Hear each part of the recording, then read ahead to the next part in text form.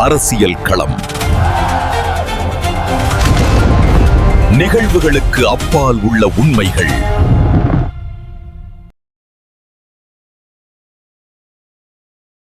உயிரோடு தமிழோடு இணைந்திருக்கிறீர்கள். ILC தமிழ் உயிரோடு தமிழில் அன்பர்களே, அரசியல் களம் தாயகத்திலிருந்து தாயக உடவியலாளர் இராமேந்திரன் இணைகின்றார். வணக்கம் இராமேந்திரன். வணக்கம் திரு அன்புறவர்களுக்கும் நேர வணக்கம்.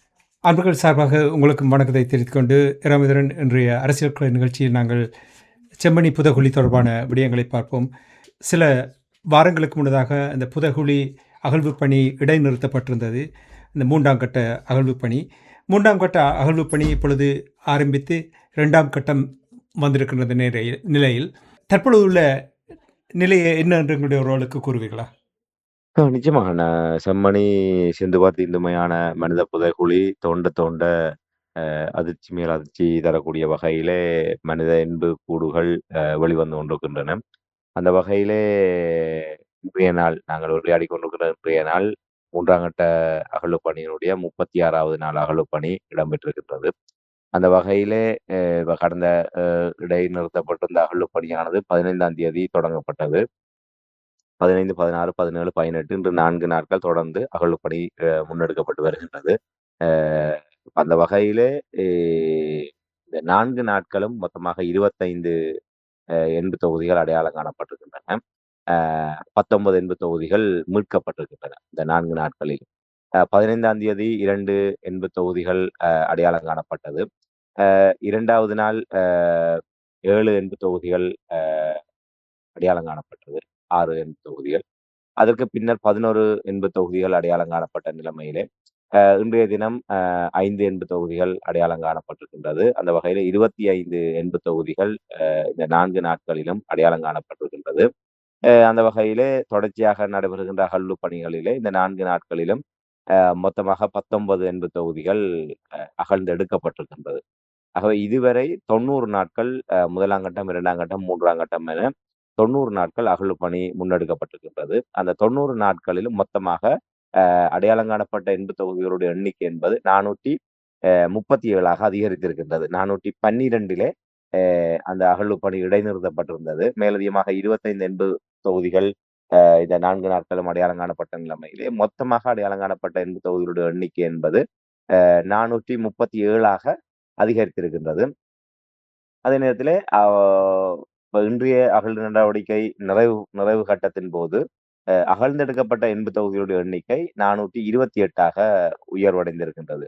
409 இருந்தது. அந்த அகழ்வு நடவடிக்கை இடைநிறுத்தப்படுகின்ற போது அடையாளம் காணப்பட்ட எண்பு தொகுதிகள் 412ஆகவும், அகழ்வு செய்யப்பட்ட எண்பு தொகுதிகளுடைய எண்ணிக்கை 409ஆகவும் காணப்பட்டது. அந்த வகையில 25 மேலதிகமாக அடையாளம் காணப்பட்டு மேலதிகமாக 19 மீட்கப்பட்டிருக்கின்ற அகழ்ந்தெடுக்கப்படுகின்ற நிலைமையிலே 437 எண்பு தொகுதிகள் அடையாளம் காணப்பட்டு 428 எண்பு தொகுதிகள் முழுமையாக அகழ்ந்தெடுக்கப்பட்டு பாதுகாப்பாக வைக்கப்பட்டது. இராமேந்திரன், இந்த அகழ்வு பணி நடந்து கொண்டிருக்கின்ற நேரத்தில் ஆச்சரியப்படக்கூடிய விடயம் என்னவென்றால், என்னை பொறுத்தமட்டில் தொடர்ந்தும் சிறுவர்களுடைய குழந்தைகளுடைய எலும்பு தொகுதிகள்லாம் அங்கே மீட்டெடுக்கப்படுகிறதாக தகவல்கள் வருகின்றது. இது தொடர்பாக என்ன அறிந்தீர்கள்? நிச்சயமாக கடந்த 1ஆம் கட்டம், 2ஆம் கட்டத்தை விட 3ஆம் கட்டத்திலே தொடர்ச்சியாக சிறுவர்கள் மற்றும் கைக்குழந்தைகளுடைய எண்பு தொகுதிகள் அதிகமாக அடையாளம் காணப்பட்டு வருகின்றது. தற்போது இந்த 4 நாட்களில் கூட 2வது நாள் 16ஆம் தேதி அங்க 3 சிறுவர்களுடைய எண்பு தொகுதிகள் அங்கே அடையாளம் காணப்பட்டுள்ளது.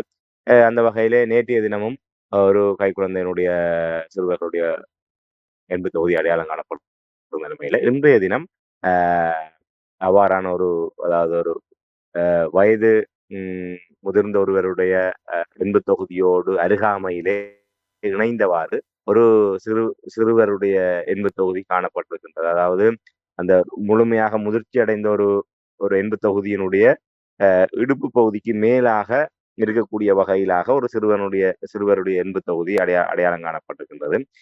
ஆகவே அந்த நிலையை பார்க்கின்ற போது ஒரு தந்தையர் ஒருவரால் அரவணைக்கப்பட்ட நிலைமையிலே, இல்லை ஒன்றாக பக்கத்திலே இருந்த நிலையிலே அங்கே புதைக்கப்பட்டிருக்க கூடிய ஒரு நிலைமை அவதானிக்கூடியதாக இருக்கின்றது. அது மாத்திரமில்லாமல் இன்றைய தினம் 2 குழந்தைகளுடைய சிறுவர்களுடைய எண்பு தொகுதிகள் ஒன்றோடு ஒன்று இணைந்த வகையிலே அடையாளம் காணப்பட்டிருக்கின்றது. ஆகவே அந்த 2 சிறுவர்களும் ஒருவர் ஒருவர் கட்டியணைத்தவாறோ, இல்லை அருகருகே இருந்தவாறாக அந்த எண்பு தொகுதிகள் அடையாளம் காணப்படுகின்றன. ஆகவே நான் நினைக்கிறேன் இந்த 25 எண்பு தொகுதிகளிலே 6க்கும் மேற்பட்ட ச குழந்தைகள், சிறுவர்களுடைய எண்பு தொகுதிகள் அடையாளம் காணப்பட்டிருக்கின்றது. ஆகவே தொடர்ந்தும் ஒரு ஒரு அதிர்ச்சி அளிக்கக்கூடிய வகையிலே அந்த செம்மணி சிந்துவாத் இந்துமையான அ புதைகுழி எ ஏற்படுத்தப்பட்ட அந்த காலப்பகுதிகளிலே எவ்வாறான ஒரு மிக கொடூரமான நிலை இருந்ததென்பதை ஒரு அப்பட்டமாக உலகத்துக்கு முன்னால் வெளிப்படுத்தக்கூடிய வகையிலான விடயமாகத்தான் இந்த சிறுவர்கள் மற்றும் கைக்குழந்தைகளுடைய எண்பு தொகுதிகள் அடையாளம் காணப்படுவது, மீட்கப்படுகின்ற நிலைமையும் காணப்படுகின்றது.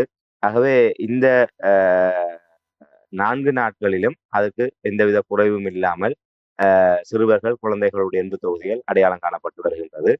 தொடர்ந்தும் நான் நினைக்கின்றேன் இன்னும் 20 நாட்கள் இந்த 3ஆம் கட்ட அகழ்வு பணி தொடர்ந்து இடம்பெறக்கூடிய நிலைமை இருக்கின்றது. நீதிமன்றத்தில் ஏற்கனவே அனுமதி பெறப்பட்டது.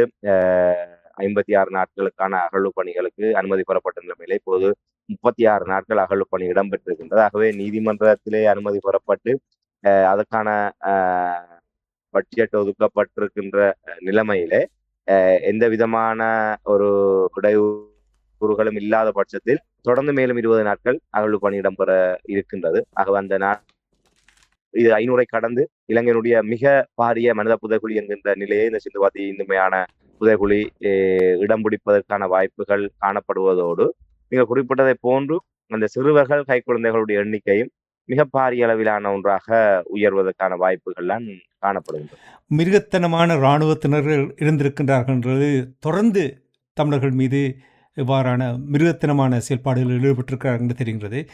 ராமேந்திரன், நீங்கள் 2ஆம் கட்ட அகழ்வு பணி நடந்து கொண்டிருந்த பொழுது நீங்கள் எனக்கு கூறியது நல்ல ஞாபகம் இருக்கின்ற என்றால், குழந்தைகள் தொடர்பாக நீங்கள் கூறும் பொழுது அப்பொழுது அந்த 2வது கட்ட அகழ்வு பணியின் பொழுது குழந்தைகளுடைய பாடசாலை பேக், போச்சி போத்தல், அவர்களுடைய உடுப்புகள் இவை எல்லாமே அப்பொழுது கண்டெடுக்கப்பட்டது என்று நீங்கள் கூறியது எனக்கு நல்ல ஞாபகம் இருக்கின்றது. சில மாதங்கள் கடந்திருந்தாலும் நல்ல ஞாபகம் இருக்கின்றது. இந்த தடவை இந்த 3வது கட்ட அகழ்வு பணி நடந்து கொண்டிருக்கின்ற நேரத்தில், 2ஆம் கட்டம் நடந்து கொண்டிருக்கின்ற நேரத்தில் சான்று பொருட்கள் ஏதாவது கண்டெடுக்கப்பட்டிருக்கின்றதா? உண்மையில் தொடர்ச்சியாக சான்று பொருட்கள் அங்கே அடையாளம் காணப்பட்டு வருகின்றது. நான் 130க்கு மேற்பட்ட சான்று பொருட்கள் அடையாளம் காணப்பட்டிருக்கணும் நம்புகின்றேன் மொத்தமாக. தற்போதைய இந்த 4 நாள் அகழ்வு பணியின் போது ஒரு 1க்கும் மேற்பட்ட மோதிரங்கள் அங்கே அடையாளம் காணப்பட்டு மீட்கப்பட்டிருக்கின்றன. அதைவிட ஒரு எண்பு தொகுதியினுடைய கைவிரலிலே அணிந்தவாறு இருக்கக்கூடிய ஒரு செப்பிலால் ஆனதாக கருதப்படக்கூடிய ஒரு மோதிரமும் அங்கே அடையாளம் காணப்பட்டிருக்கின்றது. அதே நேரத்தில் மேலும் ஒரு வளையல், இன்றைய தினம் ஒரு வளையல் மீட்கப்பட்டிருக்கின்றது. அதே போன்று இந்த பாசிமணி, வெள்ளை பாசிமணியும் நேற்றைய தினம், இன்றைய தினம் எல்லாம் அந்த பாசிமணியினுடைய பகுதிகள் மீட்கப்பட்டிருக்கின்றது. ஆகவே இந்த செம்மணி சிந்துவாத் இந்துமையான அந்த அகழ்வு பணி நடைபெற்று வருகின்ற ஒவ்வொரு நாளும் அந்த எண்பு தொகுதிகளோடு அதோடு இணைந்ததாக சான்று பொருட்களும் மீட்கப்பட்டு வருகின்ற நிலைமை தொடரக்கூடியதாக இருக்கின்றது. அதே நேரத்திலே இப்ப நான் நினைக்கிறேன் இன்றைய தினம் ஒரு மண்டையோடு ஒரு வித்தியாசமான முறையிலே காணப்பட்ட வகையிலான மண்டையோடு அடையாளம் காணப்பட்டதாக அறியக்கூடியதாக இருக்கின்றது. இப்ப இதுவரை காலமும் இருந்த மண்டையோடுகள், அந்த எண்பு தொகுதிகள் தரையிலே ஒரு ஒரு கிடையாக போடப்பட்ட நிலைமையில இருந்தது. ஆனால் இப்போது அந்த காணப்பட்ட மண்டையோடு தரையிலிருந்து மேல் நோக்கி வாய் ஆவென்று பிளந்தபடியே அடித்து சிதைக்கப்பட்ட நிலைமையில அந்த மண்டையோடு மண்ணிலே புதைந்தவாறு இருக்கின்றது. அது தொடர்ச்சியாக அடுத்த நாளையோ நாளை நான் நினைக்கிறேன் பெரும்பாலும் விடுமுறையாக இருக்கும் என்று நம்புகின்றேன், ஓய்வு நாளாக. திங்கட்கிழமை அந்த அகழ்வு நடவடிக்கை தொடர்கின்ற போதுதான் அது ஏதாவது இருந்த நிலையிலே முன்னர் இருந்ததை போன்ற ஒரு எண்பு தொகுதி அந்த இடத்தில் இருக்கின்றதா, இல்லை மண்டையோடு மட்டும் அந்த இடத்துல இருக்கின்றதா என்பதை அறியக்கூடியதாக இருக்கும். ஆகவே அந்த தொடர்ச்சியாக சிறுவர்கள் என்ற நிலையை கடந்து அந்த மீட்கப்படுகின்ற பெரும்பாலான எண்பு தொகுதிகளுடைய மண்டையோடுகள் அடித்து சிதைக்கப்பட்டு அந்த அலகுகள் பேர்க்கப்பட்ட நிலைமையில் தான் அது காணப்படுகின்றது. ஆகவே ஒரு மண்ணிலே புதை உண்டதுக்கு பிற்பாடு அந்த எண்பு தொகுதிகள் சிதைவடைவதற்கான வாய்ப்புகள் என்பது மிக மிக குறைவு. ஆகவே அவ்வாறான ஒரு நிலைமையிலே அந்த புதைக்கப்படுகின்ற போதே அவர்கள் மிக கொடூரமான முறையிலே தாக்குதலுக்கு உள்ளாகி அவயவங்கள் உடைக்கப்பட்டு சிதைக்கப்பட்டு தான் அவர்கள் அங்கே புதைக்கப்பட்டிருக்கின்றார்கள் என்பது இதன் மூலமாக வெட்ட வெளிச்சத்துக்கு வருகின்றது. ஆகவே சான்று பொருட்கள், பல சான்று பொருட்கள் நீங்க குறிப்பிட்டதை போன்று அந்த புத்தகப்பை, அந்த ஒரு ஒரு பொம்மை, மற்றும் உடைகள், காலணிகள், இப்படியான விடயங்கள், வளையல், இப்படியான விடயங்கள் எல்லாம் மீட்கப்பட்டது. ஆனால் இன்று வரை அதற்கான ஒரு விசாரணைகள் தீவிரப்படுத்தப்பட்டு, அந்த சான்று பொருட்களை அடிப்படையாக வைத்து தன்னும் அந்த செம்மணி சித்துவாத்தி இந்த இடத்துல புதைக்கப்பட்டு மீட்கப்படுகின்ற அந்த எண்பு தொகுதிகளை அடையாளம் காண்பதற்கான எந்த ஒரு நடவடிக்கைகளுமே இதுவரை மேற்கொள்ளப்படாது ஏமாற்றம் அளிக்கின்றது. அது மாத்திரமல்லாது இந்த சான்று பொருட்கள் என்று நாங்கள் சொல்கின்ற போது, அதுதான் எங்களுக்கு மிகப்பெரிய ஒரு விடயமாக இருக்கின்றது. நாங்கள் ஏற்கனவே பல தடவை கூறியதைப் போன்று, எண்பு தொகுதிகள் அதற்கான காலத்தை நிர்ணயித்து, அது ஆனா, பெண்ணா, இவ்வாறான மரணம் சம்பவித்தது என்கின்ற விடயத்தை எல்லாம் கண்டறிந்தாலும், அது எந்த பகுதிக்குரியதோ, அது யார் என்பதை கண்டறிவது என்பது மிக சவாலான ஒன்று. ஆனால் அந்த சான்று பொருட்களை அடிப்படையாக வைத்துக்கொண்டு அந்த விசாரணைகளை மேற்கொண்டு ஓ அந்த காலப்பகுதியிலே காணாமல் போனவர்களோடு தொடர்புபடுத்தி அந்த விடயங்களை கண்டறிவதென்பது நிச்சயமாக உண்மைகளை நெருங்குவதற்கான ஒரு வழித்தடமாக இருக்கும் என்று நான் நம்புகின்றேன். ஆனால் இன்று வரை அதற்கான எந்த வாய்ப்புகளுமே உருவாக்கப்படவில்லை. அது மாத்திரமல்லாது நான் நினைக்கிறேன் இப்ப 437 எண்புக்கூடுகள் மீட்கப்பட்டிருக்கின்றன. அந்த எண்புக்கூடுகளிலே கணிசமானது நான் நினைக்கிறேன் ஒரு 50க்கு குறையாத சிறுவர்கள், கைக்குழந்தைகளுடைய எண்புக்கூடுகள் கூட மீட்கப்பட்டிருக்கின்றது. அதில நான் நினைக்கிறேன் அந்த ஒரே ஒரு எண்பு தொகுதியை தவிர அந்த சிறுமி நான் நினைக்கிறேன் அந்த பாவாடை தாவணியோடு இருந்த அந்த எண்புக்கூடு மீட்கப்பட்டது.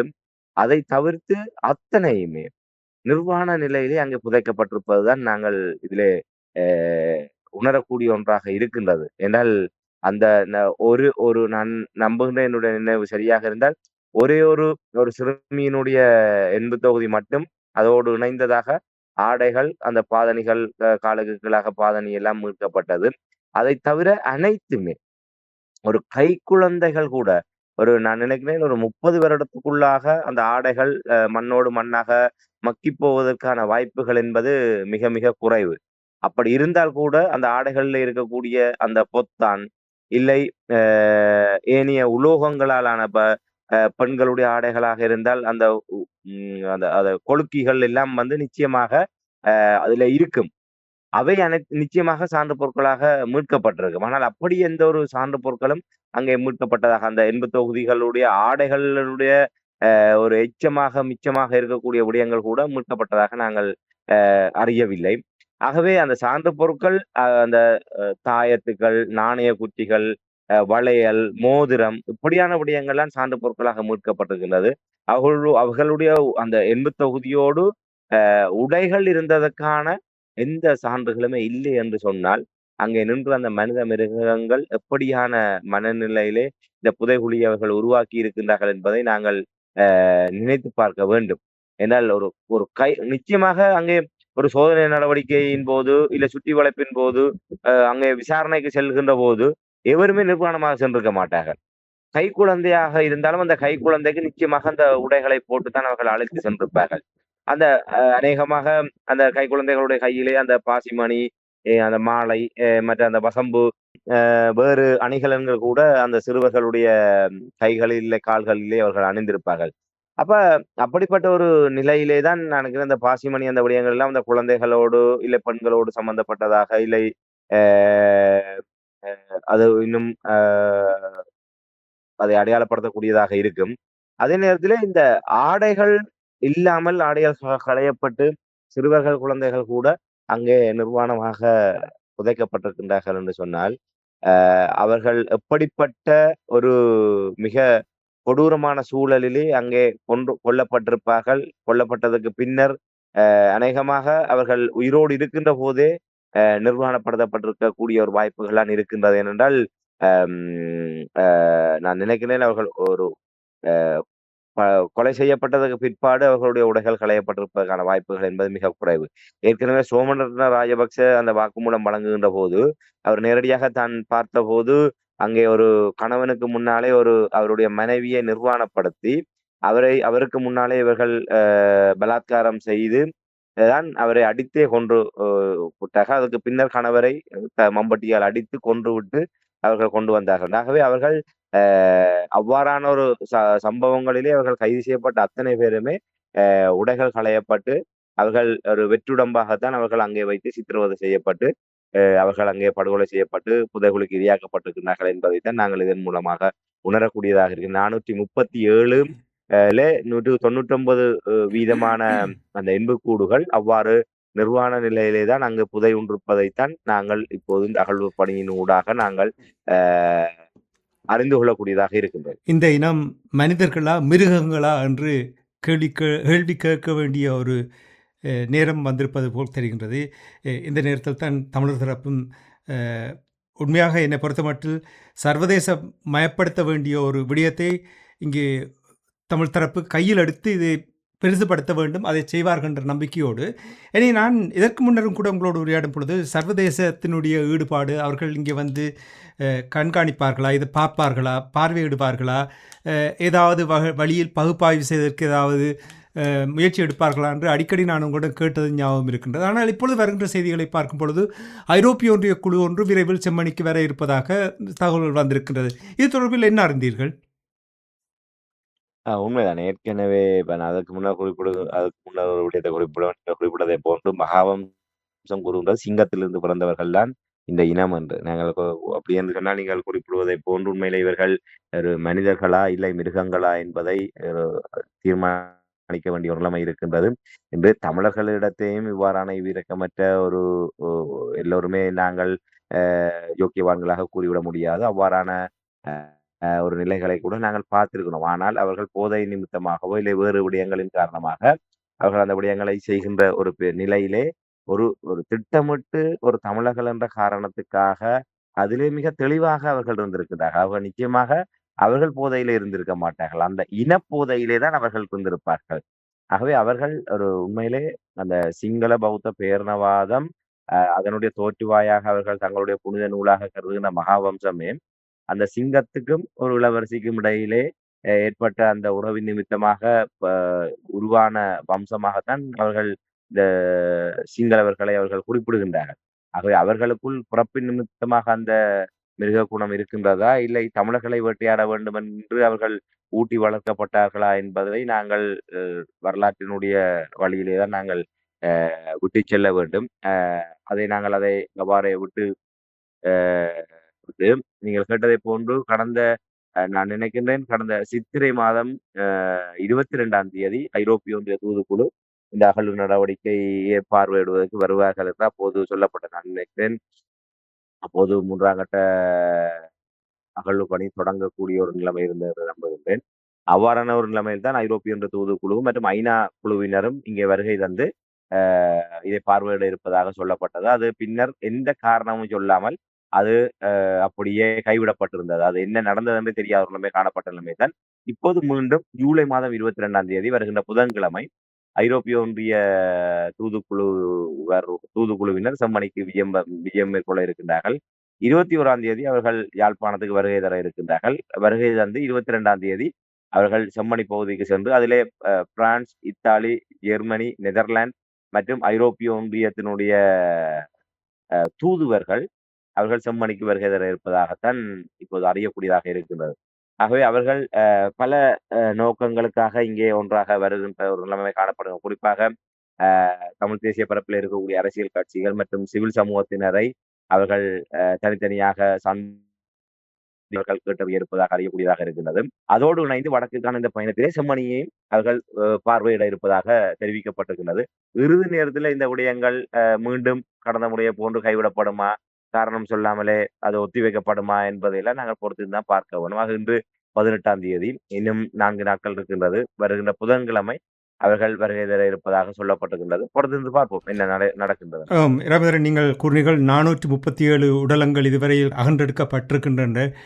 உண்மையாக எங்களுடைய தமிழ் தரப்பு மண்ணிலும் சரி புலத்திலும் சரி 437 எலும்புக்கூடு படங்களை உருவாக்கி பதாதைகள் மாதிரி வீதியில் கொண்டு போகக்கூடிய மாதிரி 1, 2, 3, 4 இலக்கப்படுத்தி அவர்கள் அப்படியான ஒரு விழிப்புணர்வை ஏற்படுத்த வேண்டும் என்பதுதான் என்னால் கூற முடியும். ஏனென்றால் அப்படி என்றால் தான் அந்த மக்களுக்கு தெரியும் இங்கே ஒரு இனப்படுகொலை நடந்திருக்கின்றது, பாரிய மனித புதைகுழி இருந்திருக்கின்றது என்ற விடயங்களை புரிந்து கொள்வார்கள். இந்த நேரத்தில் இப்போ நீங்கள் இந்த ஐரோப்பிய ஒன்றியம் தொடர்பாக கூறும் பொழுது நிறைவாக ராமேந்திரன், இந்த ஐரோப்பிய ஒன்றிய குழு வருகை வந்தால், தட்டித்தவறி வந்தால், அது நீதியை பெற்றுத்தரும் என்று நீங்கள் நம்புகிறீர்களா? நீங்கள் குறிப்பிட்டதைப் போன்று ஐரோப்பிய ஒன்றிய தூதுக்குழு நிச்சயமாக இந்த பயணம் ச செம்மணிக்கு வருவார்கள் என்று அ நம்பக்கூடிய ஒரு நிலைமை காணப்படுகின்றது. அவர்கள் வந்தாலும் செம்மணிக்கான நீதி என்பது எங்களுடைய கைகளில் தான் இருக்கின்றது. ஏற்கனவே நாங்கள் பல சந்தர்ப்பங்களில் குறிப்பிட்டதைப் போன்று ஐரோப்பிய ஒன்றியமாக இருக்கட்டும், இல்ல அமெரிக்காவாக இருக்கட்டும், இல்ல ஏனைய நாடுகளாக இருக்கட்டும், தத்தமது அ சுயநலன்சார் நிலையில் நின்று கொண்டுதான் எங்களுடைய விடயங்களை அவர்கள் அணுகுவார்கள். செம்மணி விவகாரம் தொடர்பாக அவர்கள் இன்று வரை எந்தவித அழுத்தங்களையும் அவர்கள் பிரயோகிக்கவில்லை. ஐரோப்பிய ஒன்றியம் ஜிஎஸ்பி பிளஸ் வரிச்சலுகை தொடர்பான விடயங்களை வேறு வேறு பல விடயங்களை எல்லாம் அவர்கள் அழுத்தம் கொடுக்கின்ற நிபந்தனைகளாக முன்வைக்கின்ற போது, இந்த செம்மணி புதைகுழி தொடர்பாக இன்று சர்வதேசம் எந்த விதமான ஒரு ஆழமான கரிசனைகளை வெளிப்படுத்தியதாக நாங்கள் அறியவில்லை. ஆகவே இந்த பயணம் என்பது உண்மையிலே அவர்கள் உடனடியாக அந்த செம்மணி விவகாரத்துக்கான ஒரு சர்வதேச தலையீட்டையோ, இல்லை ஒரு சர்வதேச விசாரணையோ, இல்லை சர்வதேச மேற்பார்வையோ, இல்லை தமிழர்களுடைய ஒரு நியாயமான கோரிக்கைகளை இந்த செம்மணி விவகாரத்திலே உடனடியாக நிலைநாட்டக்கூடிய வகையிலோ இருக்கும் என்று நான் நம்பவில்லை.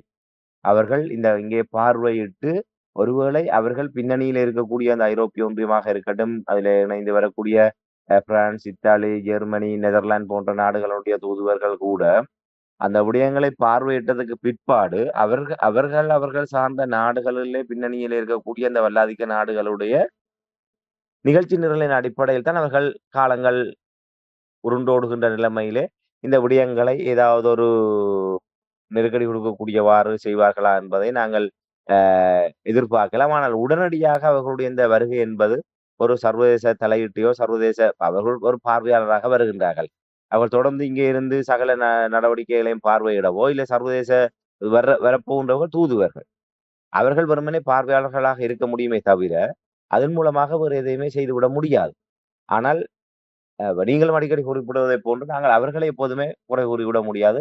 இந்த பாதிப்புக்குள்ளான இனமாக இருக்கக்கூடிய நாங்கள் என்ன செய்தோம் என்பதைத்தான் நாங்கள் கேள்வி எழுப்ப வேண்டியிருக்கிறது. சரி, இன்று பிரான்ஸ், இத்தாலி, ஜெர்மனி, நெதர்லாந்து, ஐரோப்பிய ஒன்றியத்தினுடைய தூதுக்குழுக்கள் வருகின்றது என்று சொன்னால், இன்று அவர்களுக்கு அந்த நாடுகளுக்கு நாங்கள் எப்படியான செய்தியை கொடுத்திருக்கின்றோம், எப்படியான விடயங்களை அவர்களோடு நாங்கள் கடத்தி இருக்கிறோம் இந்த செம்மணி மனித புதைகுழி தொடர்பாக? எதுவுமே இல்லை. ஆகவே தமிழ் தரப்பு இந்த கோரிக்கைகள் வெறுமனே காற்றிலே கரைந்த வாசகங்களாகத்தான் நாங்கள் வெறுமனே அந்த அடையாள போராட்டங்களின் போதும் இப்படியான கோஷங்களை நாங்கள் முன்வைக்கிறோம். சர்வதேச தலையீடு, சர்வதேச மேற்பார்வை, சர்வதேச விசாரணை. அந்த கோரிக்கைகளை உரிய தரப்புகளுக்கு நாங்கள் கடத்தி இருக்கின்றோமா என்பது எங்களை நாங்களே கேட்க வேண்டிய ஒரு கேள்வி. பாதிக்கப்பட்ட தரப்பினர், சிவில் சமூகத்தினர் என்கின்ற நிலையை கடந்து எங்களுடைய வாக்குகளால் தெரிவு செய்யப்பட்டிருக்கின்ற இந்த பாராளுமன்ற உறுப்பினர்கள், இல்லை கட்சி அரசியல் தரப்பினர், அவர்கள் அப்படியான நடவடிக்கைகளை எடுத்தார்கள் என்றால் அது கூட ஏமாற்றம் தான். ஆகவே எங்களுடைய தரப்பிலே நாங்கள் எந்தவித முயற்சிகளையும் எடுக்காமல் வெறுமனே அவர்களுடைய வருகையை வைத்துக் கொண்டு எங்களுக்கு நீதி கிடைக்கும் என்று நாங்கள் எதிர்பார்ப்பது என்பது உண்மையில் அது காலங்கள் கடந்து விட்டது. அது எப்போதோ ஆயுதங்கள் மௌனிக்கப்பட்டதுக்கு பிற்பாடு இனப்படுகொலை நடந்து அந்த இனப்படுகொலையினுடைய ரத்தம் ஆறுவதற்கு முன்னர் ஒரு வாய்ப்பு இருந்தது. உலகம் முழுவதும் அதற்கான ஒரு கவனம் குவிக்கப்பட்டது. ஆனால் இன்றைய 17 ஆண்டு கடந்து விட்டிருக்கின்ற நிலைமையிலே அவரவர் தங்களுடைய நலன்களுக்காக இன்று தமிழ் மக்களுடைய இனப்படுகொலை உள்ளிட்ட விவகாரங்களை 10ஓடு 11ஆக புறமொதுக்குவதற்கு அவர்கள் எப்போதோ தயாராகிவிட்டார்கள். ஆக இவ்வாறான பின்னணியிலே இவர்களுடைய வருகை என்பது தானாக எங்களுக்கு எதையுமே நன்மைகளை பெற்றுத்தரப் போவதில்லை. நிச்சயமாக இதையாவது நாங்கள் ஒரு வாய்ப்பாக பயன்படுத்தி, ஏற்கனவே ஐநா மனித உரிமை ஆணையாளர் இங்கே வருகை தருகின்ற போது அணையா விளக்கு போராட்டம் முன்னெடுக்கப்பட்ட தொடர்ச்சியாக 3 நாட்கள். அதே போன்று ஐரோப்பிய ஒன்றிய மற்றும் இந்த நாடுகளுடைய தூதுவர்கள் செம்மணிக்கு வருகை தருகின்ற போது அவ்வாறான ஒரு பாதிக்கப்பட்ட தரப்பு, காணாமலாக்கப்பட்டவர்கள் உள்ளிட்ட தரப்பினர் இணைந்து ஒரு தொடர் போராட்டம் ஒன்றை அங்கே நடத்தி அதன் மூலமாக ஒரு கவனஈர்ப்பை அவர்களுக்கு ஏற்படுத்துவதோடு தொடர்ந்தும் இங்கே வருகின்ற இந்த பிரான்ஸ், இத்தாலி, ஜெர்மனி, நெதர்லாந்து மற்றும் ஐரோப்பிய ஒன்றிய தூதுவர்களோடு நாங்கள் தொடர்ந்தும் தொடர்புகளை மேற்கொண்டு அவர்கள் இங்கே பார்வையிடுவதனூடாக அவர்களுக்கு நிச்சயமாக அதனுடைய நிலைமைகளை உணரக்கூடியதாக இருக்கும். ஆகவே அதை அடித்தளமாக வைத்துக் கொண்டு இந்த சர்வதேச தலையீடு, சர்வதேச மேற்பார்வை, சர்வதேச விசாரணை என்கின்ற விடயத்தை இந்த செம்மணி விவகாரத்திலே நிலைநிறுத்துவதற்கு நாங்கள்தான் தொடர்ச்சியாக நடவடிக்கைகளை மேற்கொள்ள வேண்டியவர்களாக இருக்கின்றோம். ஆக சம்பந்தப்பட்டவர்கள் இந்த விடயம் தொடர்பாக கவனத்தில் எடுப்பார்கள் என்று நம்பலாம். அவ்வாறான ஒரு நிலைமை ஏற்படுமாக இருந்தால் நிச்சயமாக இந்த குழுவினருடைய வருகை என்பது இந்த செம்மணி விவகாரத்திலே நீதிக்கான பயணத்திலே ஒரு ஆக்கப்பூர்வமான ஒரு ஒரு நிலையை அது அடையும் என்று நான் நம்புகிறேன். நன்றி ராமேந்திரன். செம்மணி புதைகுழி தொடர்பாக அகன்றெடுக்கப்பட்ட உடலங்கள் தொடர்பாக 437 உடலங்கள் இதுவரையில் அகன்றெடுக்கப்பட்ட என்ற இந்த விடயங்களை உயிரோடை தமிழ் உறவுகளோடு பகிர்ந்து கொண்டமைக்காக உயிரோடை தமிழ் அன்புகள் சார்பாக நன்றியை கூறிக்கொண்டு மீண்டும் இன்னும் ஒரு நிகழ்ச்சியில் இணைந்திருப்போம். அதுவரைக்கும் நன்றி, வணக்கம். நிச்சயமாக நன்றி, வணக்கம்.